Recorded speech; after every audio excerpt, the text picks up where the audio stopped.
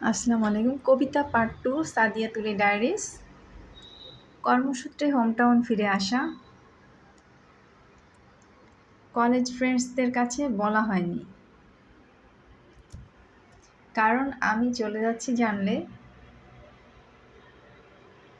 ওরা দেখা করতে চাইবে।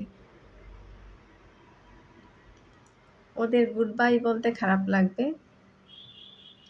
খুব অল্প সময় আমাদের পথ চলা, মাত্র 2 বছর। যদি আন্তরিকতার ঘাটতি ছিল না। গত সপ্তাহে খায়রুলের সাথে কথা হয়েছিল।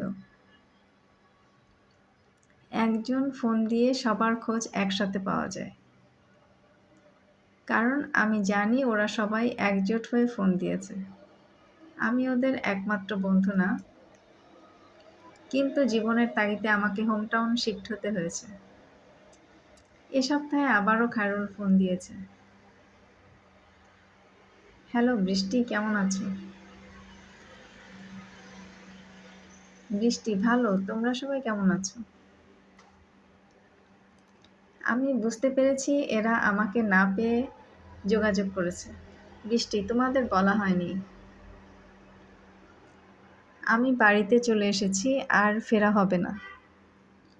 এখানে ভর্তি হয়েছি কারণ শহরে জব হয়েছে। জব না হলে তোমাদের শহর ছেড়ে আসা হতো না। আসার সময় ইচ্ছা করে বলিনি।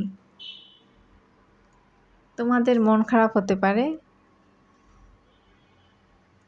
খায়রুল, জানলে ফেয়ারওয়েল দিতাম, এই জন্যই বলিনি। ঠিকানা পাওয়া মাত্র বিপ্লব বাসে উঠে সোজা বাড়ি চলে আসবে। বাস স্ট্যান্ডে আমি তাকে রিসিভ করতাম,